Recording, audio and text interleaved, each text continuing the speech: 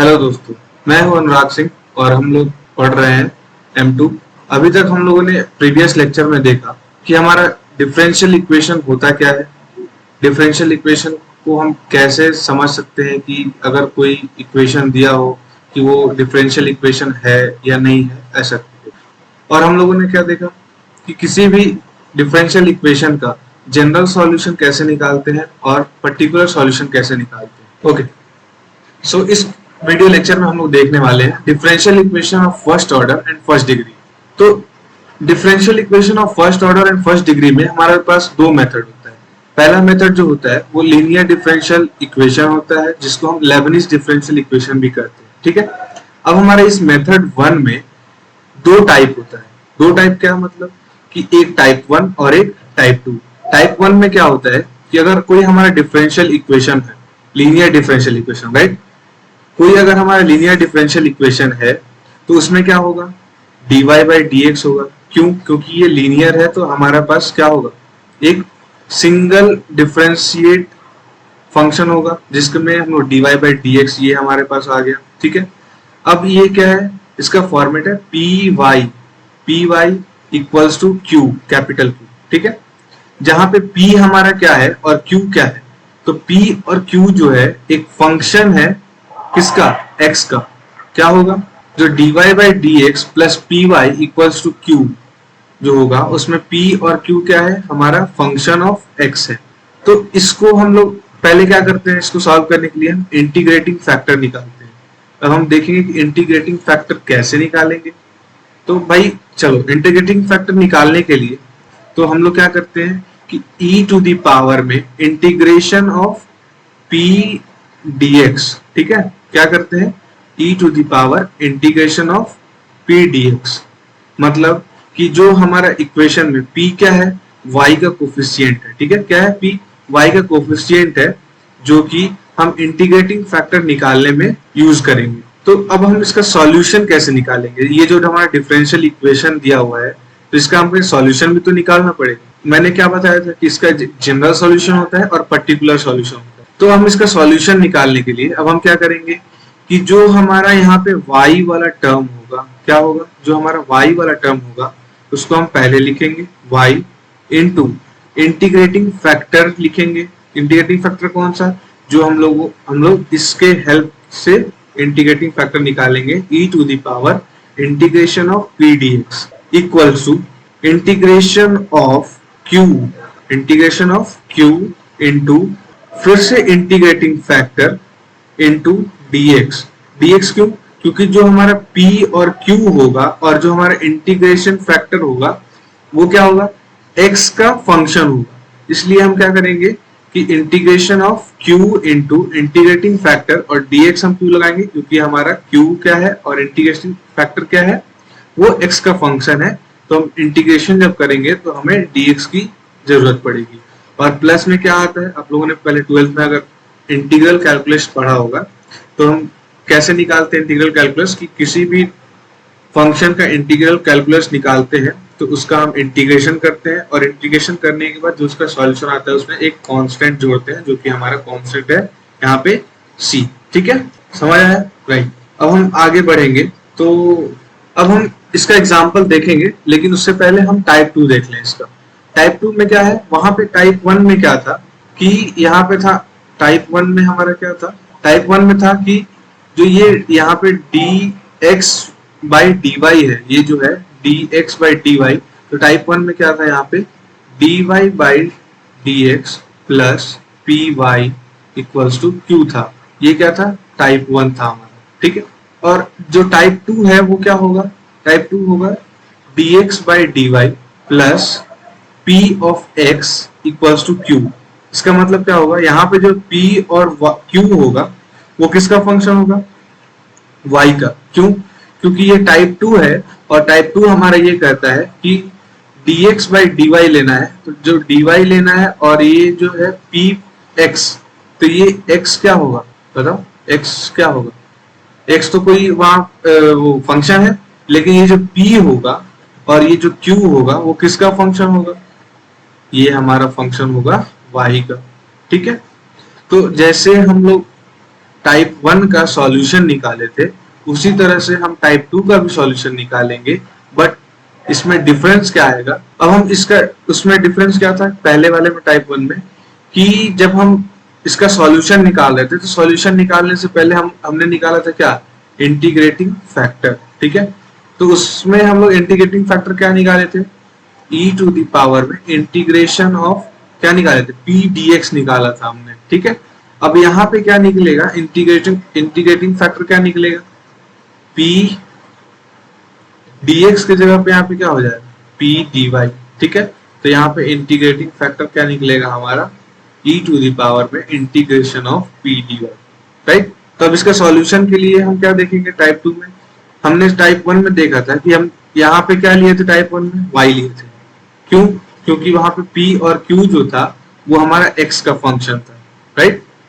अब यहाँ पे हमारा क्या है, p और q जो है वो y का फंक्शन है, तो यहाँ पे हम लोग क्या लेंगे, x into integrating factor is equals to integration of q into integrating factor into dy plus में क्या आता है, एक कांस्टेंट आता है, क्यों, क्योंकि हम किसी भी फंक्शन का जब इंटीग्रेशन करते हैं उसका सॉल्यूशन आने के बाद हमारा एक प्लस में क्या जुड़ जाता है, एक कांस्टेंट टर्म जुड़ जाता है, जो कि यहाँ पे है हमारा c।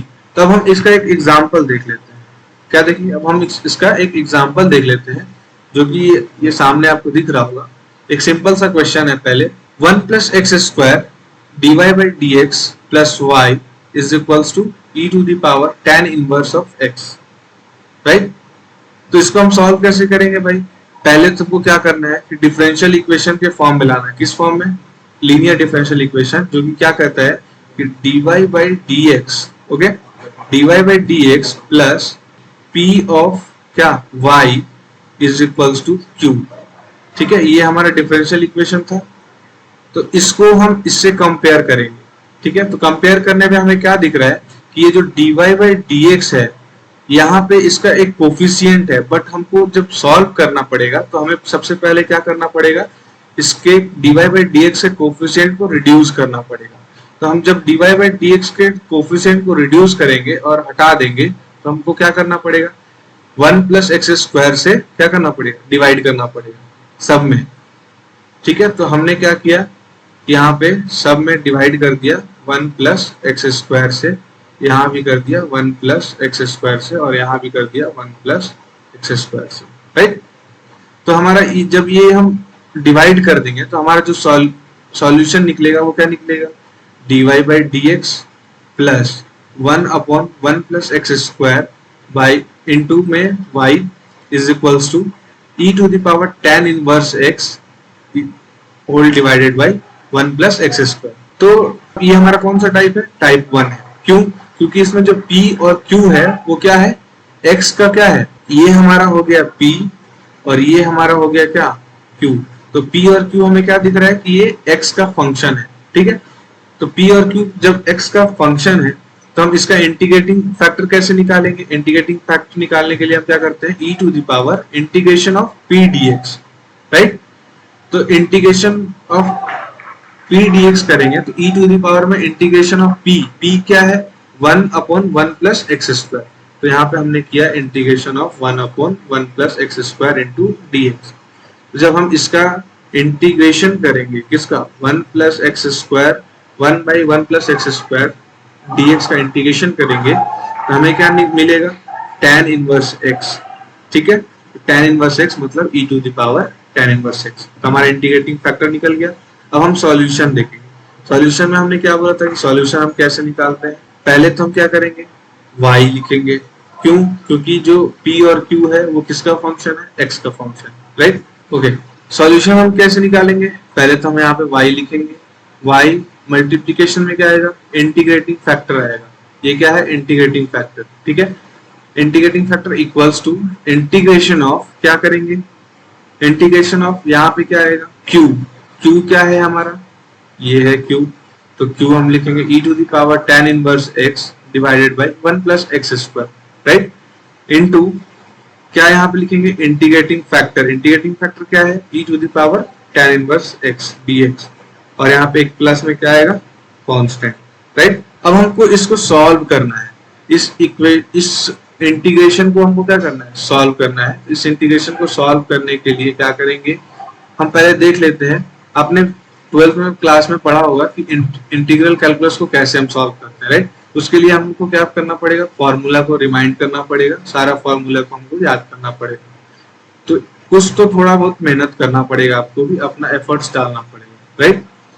तो हम इसका इंटीग्रेशन निकालते हैं। इसका इंटीग्रेशन निकालने के लिए हम क्या देखेंगे कि tan इनवर्स x को जब हम t मान लेंगे, क्या tan इनवर्स x को जब हम t मान लेंगे तो 1/1 प्लस एक्स स्क्वायर क्या होगा, dx इक्वल्स टू dt हो जाएगा। अब जब हम इसका क्या करेंगे, इसका पहले डिफरेंशिएट कर दे तो tan इनवर्स x का हो जाएगा 1/1 plus x square into dx equals to में dt, राइट। तो इसको सॉल्व करो। अब हम इसको सॉल्व करते हैं तो y का यहाँ पे y हमने लिख दिया, e to the power tan inverse x है, e to the power tan inverse x लिख दिया, equals to 1/1 plus x square, 1 by क्या है e to the power tan inverse x divided by 1 plus x square. तो हमने क्या किया है, tan इनवर्स x को हमने क्या माना है, t माना है, तो e टू द पावर यहाँ पे t आ जाएगा और ये इसका क्या होगा, तो 1/1 प्लस एक्स स्क्वायर dx का क्या हो जाएगा, यहाँ पे dt हो जाएगा और e to the power tan x का हमने क्या लिख दिया, e to the power t, क्योंकि tan इनवर्स x जो था उसका वैल्यू हमने क्या रखा था, यहाँ पे t रखा था, t रख दिया प्लस c।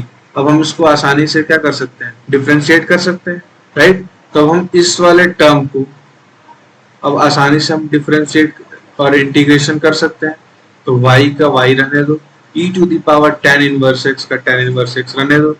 अब यहाँ पे क्या होगा, e to the power t और e to the power t, तो e to the power t तो क्या हो जाएगा, e to the power t यानी e टू द पावर यहाँ 2t हो जाएगा, ऐड हो जाएगा तो 2, यहाँ पे पहले क्या होगा देखो, y e to the power tan inverse x equals to integration of e to the power 2t dt plus c, right.